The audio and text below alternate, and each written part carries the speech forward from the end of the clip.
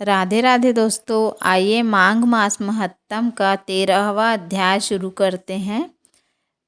मंगलकारी देव तुम मंगल करो गणेश, जय वंदन तुम्हरे करे काटो सबके कलेश। श्री गणेशाय नमः। 13वां अध्याय प्रारंभ।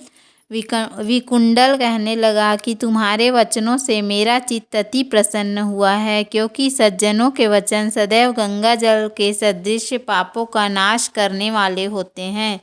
उपकार करना तथा प्रिय बोलना सज्जनों का स्वभाव ही होता है। जैसे अमृत मंडल में चंद्रमा को भी ठंडा कर देता है, अब कृपा करके यह भी बतलाइए कि किस प्रकार मेरे भाई का भी नरक से उद्धार हो सकता है।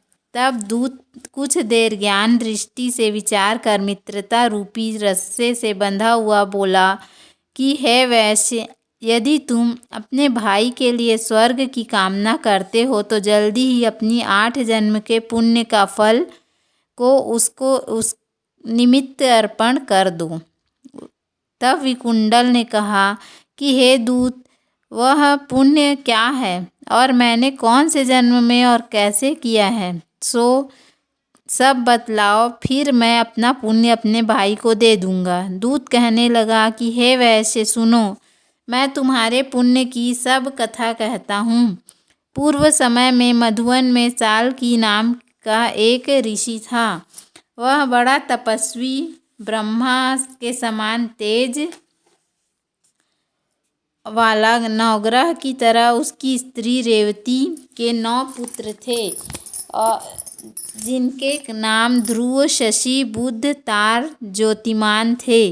इन 5 ने गृहस्थाश्रम धारण किया तथा निर्मोह, जितमाय, ध्यानिष्ठ और गुणातग यह 4 संन्यास ग्रहण कर वन में रहने लगे। यह शिखा सूत्र से रहित पत्थर और सोने को समान समझते थे। जो कोई अच्छा या बुरा उनको अन्न देता वही खा लेते, और कोई कैसा ही कपड़ा दे देता था उसको पहन लेते। सदैव ब्रह्मा के ही ध्यान में लगे रहते। इन 4 ने व्रत, शीत, निद्रा और आहार सबको जीत लिया।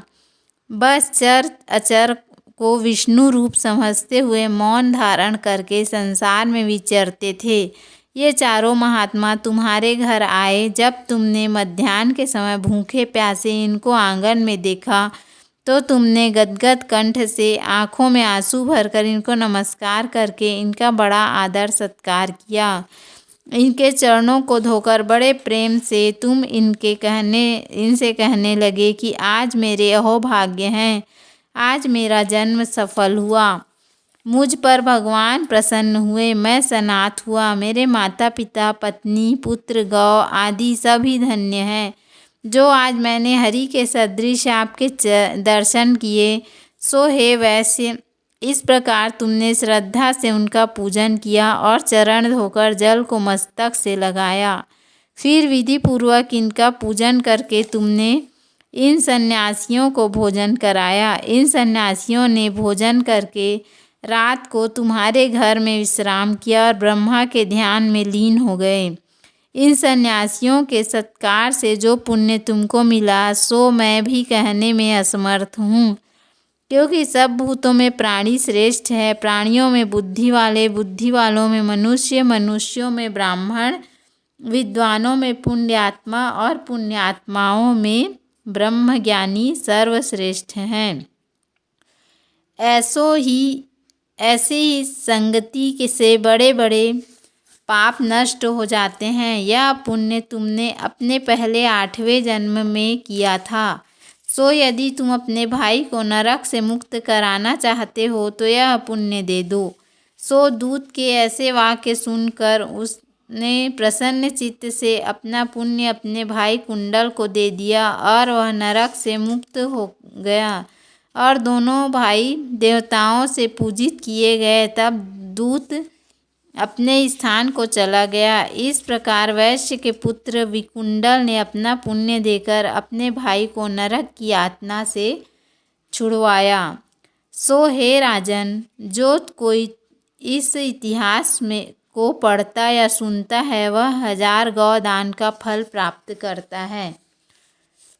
इस प्रकार 13वां अध्याय समाप्त। 14वां अध्याय हम कल सुनेंगे। उम्मीद है आपको हमारा वीडियो पसंद आया होगा। यदि हमारा वीडियो पसंद आए तो वीडियो को लाइक करें, चैनल को सब्सक्राइब करें। धन्यवाद। राधे राधे।